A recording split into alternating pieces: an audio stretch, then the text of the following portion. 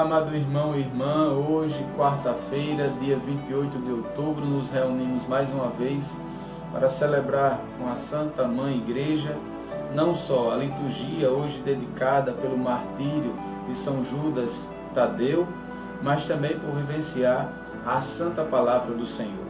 Hoje meditaremos o Evangelho de São Lucas, do capítulo 6, dos versículos de 12 a 19. Em nome do Pai, do Filho e do Espírito Santo. Amém. Que a graça e a paz de Deus, nosso Pai, e a comunhão do Espírito Santo esteja sempre convosco. Bendito seja Deus que nos reuniu no amor de Cristo. O Senhor esteja convosco, Ele está no meio de nós. Proclamação do Evangelho de Jesus Cristo, segundo São Lucas. Glória a vós, Senhor. Naqueles dias, Jesus foi à montanha para rezar. E passou a noite toda em oração a Deus. Ao amanhecer, chamou os seus discípulos e escolheu 12 dentre eles, aos quais deu o nome de apóstolos: Simão, a quem impôs o nome de Pedro, e seu irmão André, Tiago, João, Filipe, Bartolomeu, Mateus e Tomé, Tiago, filho de Alfeu, e Simão, chamado Zelota, Judas, filho de Tiago, e Judas Iscariotes, aquele que se tornou o traidor. Jesus desceu da montanha com eles e parou num lugar plano. Ali estavam muitos dos seus discípulos e grande multidão de gente de toda a Judéia e de Jerusalém, do litoral de Tiro e Sidônia. Vieram para ouvir Jesus e serem curados de suas doenças. E aqueles que estavam atormentados por espíritos maus também foram curados. A multidão toda procurava tocar em Jesus, porque uma força saía dele e curava a todos. Palavra da salvação. Glória a vós, Senhor. Amado irmão e irmã, hoje você está observando o padre com a estola vermelha. A estola vermelha, na igreja ou na liturgia, simboliza o martírio, o sangue derramado de um cristão por amor a Jesus Cristo.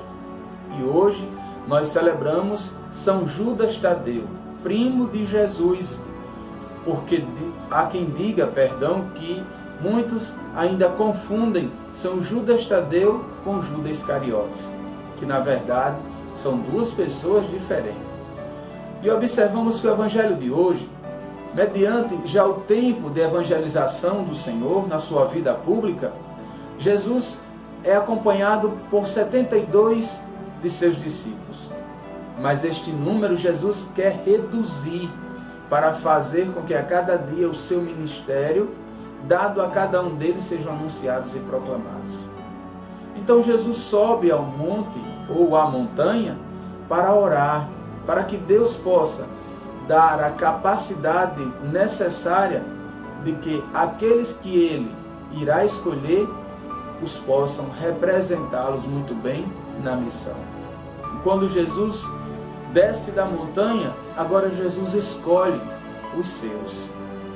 Primeiro, se a gente observar, ele chama Simão, a quem ele dá o nome de Pedro, de Quefas, de pedra, tu és rocha, onde dele iniciará tudo. E o último, é interessante, que Jesus, depois que escolheu 11, faltava um. E este era Judas Iscariotes. E ele foi o próprio que ressaltou ao Senhor em dizer: Mestre, ainda falta um, porque dissestes para nós que seriam 12. Então Jesus, ao olhar para Judas, disse: Tu, Judas, será o último. E foi o último o qual negou Jesus. Por isso que, se a gente observar, o primeiro nome da escolha de Jesus e o último nome tem uma particularidade: Simão, que depois se chamou Pedro; Judas Iscariotes, que foi o traidor de Jesus. É nessa expressão que aí Jesus vai apresentar a cada um deles agora o que eles devem fazer. E quando todo mundo assim já tinha observado a escolha de Jesus, muitos iam ao seu encontro para escutar a sua palavra, vivê-la em seu coração, serem curados por qualquer tipo de enfermidades e também de espíritos maus.